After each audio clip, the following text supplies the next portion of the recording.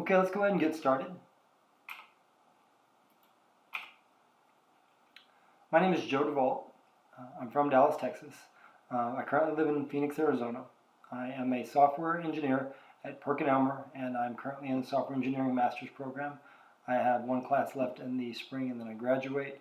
I'm a web applications developer, mostly ASP.NET and Java, but I've also coded in other languages as well.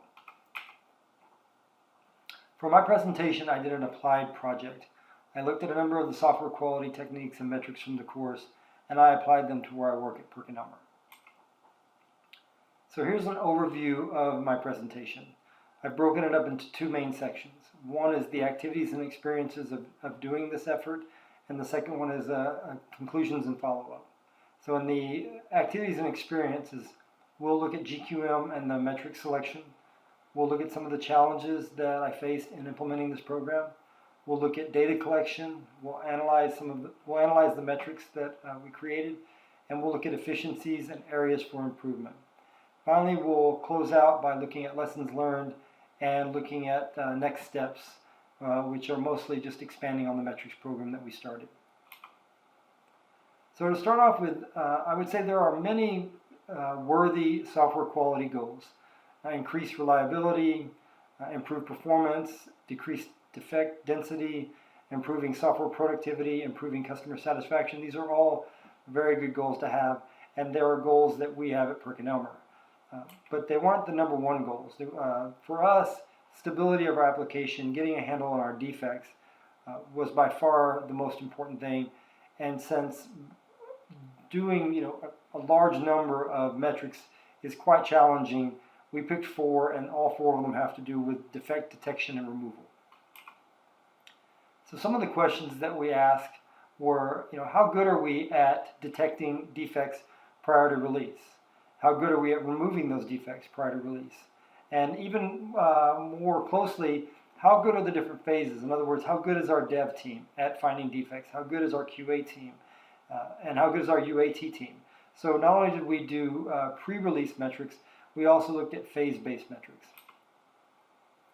So here's an example of the metrics. As you can see, so for both the prior to release, which means these were all the defects through QA, dev, and UAT. So we have both for detection and removal, and then we have the per phase below, which there you can see the biggest thing is that you have to come back and visit that metric later on after you find out the defects that were discovered in later phases. You have to come back and visit this phase and include the latent defects. So the second one is more complex, a little harder to track, but very useful.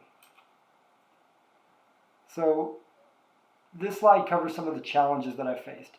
One of the things that was surprising to me was how much resistance I faced in implementing the program, because in order to track defects, you have to have an operational definition for defects, and we didn't. In our JIRA, we had an ambiguous term called defects, and so, but they were used to track everything from changes to errors in the application to true defects. So one of the first things we had to do was modify that so that we were actually tracking failures, which are just deviations from expected behavior, and true defects, which are faults in the code. So there was a lot of resistance to that. There was a lot of education and getting buy-in, seeking adoption to get those changes made. But they were made, and that helped us with the data collection process. And so, and we'll cover that in a slide below. So to that end, and knowing how hard this was to implement, it was a good idea that we went with only the 4 metrics to begin with, what I call the minimum value process.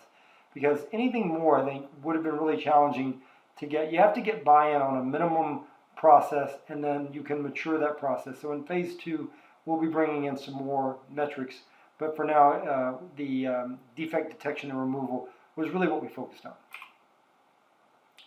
So as part of the data collection effort, we had to modify JIRA. So originally, like I was saying, we had these definitions for issue types known as defects, bugs, and improvements.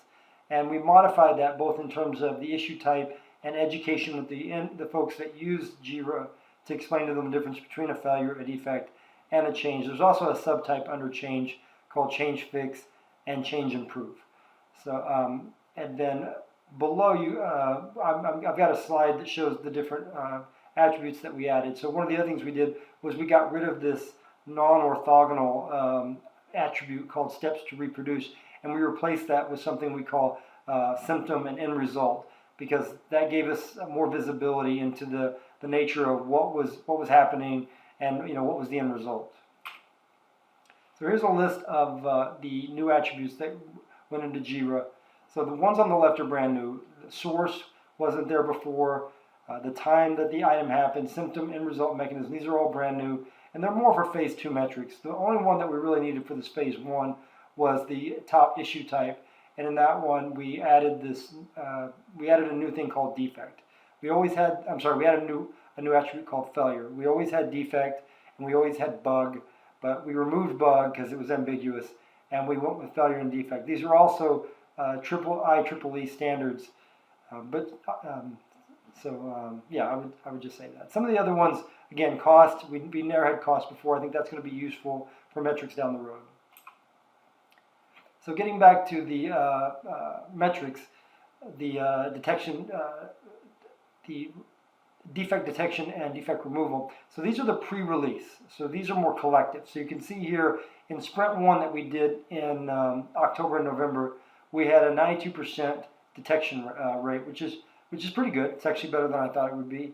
And for that particular sprint, we did not actually remove, I think there was 3 or 4 defects that were not deemed high priority enough, and we didn't have enough time to get them done, so we actually went live in that release without those. But it was interesting to see that while we found these defects, we did not remove them. In the second sprint, which we did in November and December, actually we're finishing up on 12/1, there our detection rate was a little lower that month, but we did actually repair all the defects that were captured in that sprint. So if you contrast that last slide, which was the pre-release, this one is the phase-based. And what this one really shows you is that our UAT team is really good at finding the defects. None of the defects that they found, none of the defects that came in after the post-release were defects that they should have found. They were all defects that were attributed to a different area. So all the defects that, so their numbers look pretty good for both the UAT team and the QA team. It's really the dev team that's not finding the defects that are really within their area to find. So in terms of efficiencies and areas to improve, the takeaways from this is, I would say the numbers are actually better than I expected. I for some reason thought that we would not be as good at detecting our defects, but the numbers bear out that we're doing, they're in the 80-90% range, which is pretty good. The QA team and the UAT and QA teams in particular are doing a really good job of containment and detecting the defects. I would say that our dev team has a little bit of ways to go so that the bugs that they should have found aren't caught by the UAT team, they're not caught by the dev team, and they're not caught in production post-release. And right now that's happening more than we like. So some of the follow-up or some of the conclusion is, I would say that if you go to implement some of these metrics in your own environment, you are going to run into resistance. Unfortunately, not everyone sees the value of software quality metrics. To that end, I would also say it's definitely worth it. Just seeing these numbers alone and seeing how good the QA team is doing in catching defects that the dev team, it's actually changed some of the language at work, and people now are thinking of defects in terms of faults in the code, and the dev team is more energized now to find the defects so that the UA team doesn't find them. And so I think you can't really improve what you don't measure. So just having these numbers around, I think, is causing everyone to focus more. I didn't for this effort, but one of the things I would like to do is I'd like to plot some of these numbers on a rally diagram and just see if I can actually start to do things like predict or see a trend. So that would be one of the next steps. And then finally, I would close out by saying that I'm not anticipating the same resistance or challenges in phase 2. I think now that folks have seen the value of some of these metrics, the adoption is up compared to 2 months ago, and it should be a lot easier to do additional metrics in phase 2. So if anyone has any questions, feel free to email me at JoeDavault@smu.edu, or leave comments at the bottom of the video, and I will respond to each one of them. Thank you all so much.